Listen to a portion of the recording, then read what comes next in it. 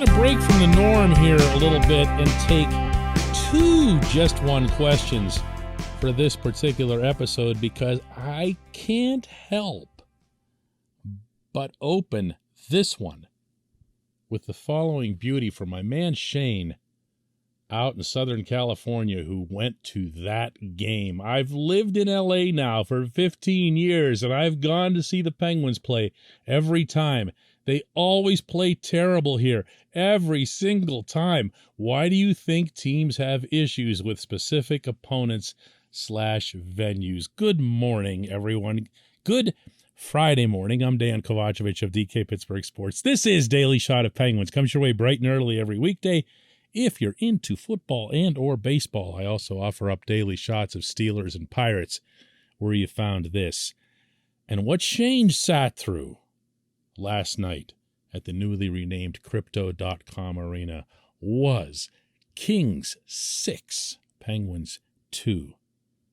It was 2-2 through a couple of periods, if that makes anyone feel better, and there were some unsightly pivoting points, notably an icing call that was ignored on Los Angeles' third goal. But, man, we can look at stuff like what Shane brought up, and it's actually not all that bad. The Penguins have lost 5 of their last 6 in LA. It's not like it's been some decade or 2-decade-long string out there. They've usually done pretty well across town against the Ducks, so I'm not inclined to blame it on things like travel or whatever. Penguins look terrific in Anaheim. Knowing what their pattern is, they'll probably look terrific tomorrow night in San Jose. They had a lousy night. Not necessarily front to finish and not all 19 participants, but overall it was a lousy night. This is what Dominic Simone had to say to reporters in LA after the game. No really explanation. We just didn't play good, you know. As you say, we had many good games in a row, and I think we were outplaying the opponents too. And today, it was really a bad game from us. We just didn't deserve to win. See, this, by the way, I'm going to let you guys all in on a little bit of a secret here. In pandemic times where the media relations staff picks who comes out to talk to the reporters, when it's a really, really lousy loss, it's always someone like Dom or Teddy Bluger, who they also brought out. You always look around in that locker room, if you're the media relations staff, for the one person who's least likely to bite your head off in that moment. And so you go for the nicest guy. So it's like Dom, Bluger, Evan Rodriguez, Mike Matheson, and you're probably dropping off after that. Hey, don't say you've never learned anything by pressing play on this particular podcast. This portion of Daily Shot of Penguins is brought to you by the good people at the Greater Pittsburgh Community Food Bank, where they're committed to providing food for all of our neighbors in need across Western Pennsylvania. They, in turn, need your help. Find out how $1 can be turned into 5 full meals for those in need. Visit pittsburghfoodbank.org. So back to Shane's theory that the Penguins only stink when he sees them, or that they stink only when they're in L.A., which is the only place that he sees them. You're not going to get much out of me on that. It's not about any kind of arcane patterns. To me, that third period, which is really what we're talking about here, Tristan Jarry was really, really good through 2 periods to keep the Penguins in it. So it's not like they were great, even through the point where Radim Zohorna tied it early in the third period, but it just wasn't any good. And, you know, sometimes that just happens. And if it happens on a regular basis, if there's a trend that develops, to me, you get concerned. But the trend is so far to the other extreme. The team has done nothing but win for a month and change, and they've done nothing but work relentlessly hard, with maybe 1 or 2 exceptions, through the first 36 games that they've played. So what do you do after a game like this? Do you take it seriously? Do you dismiss it right away? Do you react as if, got to stop this right where it is? Or do you just say, heck with it, man, just had a rotten night? Guys who had been playing really well didn't. Guys who had been playing so-so stunk. Only one player, wearing the visitor's uniform last night in Los Angeles was at his usual standard. That was Tristan Jarry. Forget the 6 goals, man. If you missed this game, do not judge it by the box score that you find. He was really, really good. And throughout, even the third period.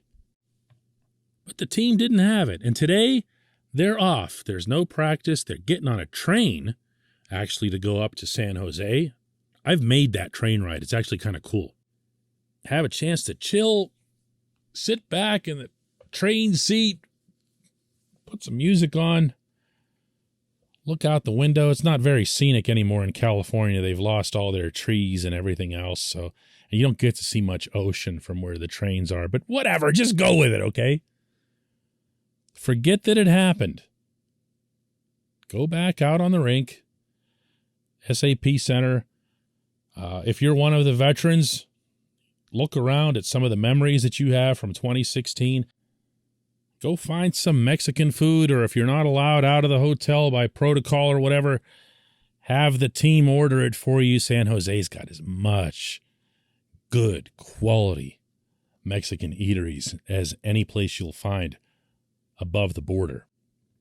And if there's any actual hockey that somebody would want to watch or revisit, you know what? Throw in that ridiculous 6-5 victory that the Penguins had over the Sharks at PPG Paints Arena about a month ago. Remember that, where the Penguins had the enormous lead? The Sharks almost came back and won. Do that. Get ready for the next challenge. This was not indicative of absolutely anything this team has done to date. When we come back, just one question.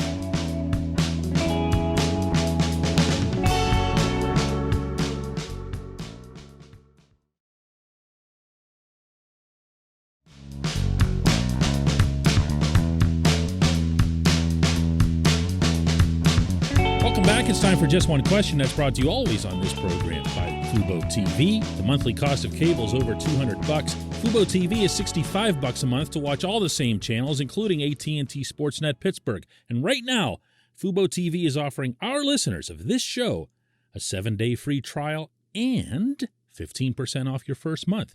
Just go to FuboTV.com/DK. FuboTV.com/DK. And today's J1Q comes from Eric McClemens, who asks, will Sid ever shoot again? What the blankety blank blank blank? Multiple question marks. Now, Eric, if we're going to get into anything that's tangible from that game last night, as you're alluding to, obviously, it's going to be Sid. Now, I don't make a habit of worrying about the generation's preeminent player, but anytime Sid goes 4 games in a row without a single point, something's a little weird. Anytime Sid goes through an entire hockey game with 0 shots, something's a little weird. Now, add on to that Sid was 3-12 on faceoffs. Like, that one I can't even wrap my head around. And I could even get into his advanced analytics, in which, and from the team/line level, he was on the rink for 13 attempts for the Penguins, 26 attempts for the Kings. So the possession aspect wasn't there either. Jake Gensel's point streak ended. Evan Rodriguez really wasn't. Look, just a bad night. But if you want to focus just on Sid, I'll go along with that, because there hasn't been too much to notice from him. Even some of his passing seems to be off. Now, I don't want to speculate if something might be wrong or if he's completely healthy or whatever in either direction. It just, there's no way of knowing. This isn't information that anybody gives out, and it's not anything that's visible. I do know that the one coinciding factor with all this is Brian Rust not being around. Say what you want about how good Rodriguez has been, but the Sid and Jake and Rust line, as we saw just before this trip, can be explosive, can change and then dictate games. And Sid's not the kid anymore. And he's going to need his wingers, both of them, to produce exactly the way Jake and Rust had been producing. And he can be the main cog within that. And, of course, he's going to be more than capable of popping a few goals himself. But it's always so hard to criticize him, isn't it? Like, for you, too? Like, I just have a hard time doing it. Not because he's like the nicest person in the history of humanity or anything like that. Just because he's achieved so much, and that every single time you've ever doubted him, and you know what I'm talking about here because you've been there as well, he's thrown it back in your face 100 times over. Politely, of course, but he's done it. And then you go, wow, I can't believe I ever thought that. Like, what was I thinking? So it's a weird discussion to have. It just is. I hear you, and you're completely right, and I just supported all of it with data. Extensive data. But I still can't go there, He's playing in San Jose tomorrow night. And maybe he'll just light it up there, and we won't even remember that this happened. Or something's wrong. Who knows? But I don't know. They have 2 more games out there. San Jose and then Las Vegas, and then they could come home and maybe things will normalize a little bit across the board. It hasn't been a terrible overall trip to date. A tough finish in Dallas to end a 10-game winning streak, and then an exemplary overall performance in Anaheim, and then this dog last night. Still 2 chances to beat 2 pretty good teams before they come home. And again, maybe some equilibrium will finally find this entire team. I appreciate the question. I appreciate everybody listening to Daily Shot of Penguins, and we will have another one on Monday.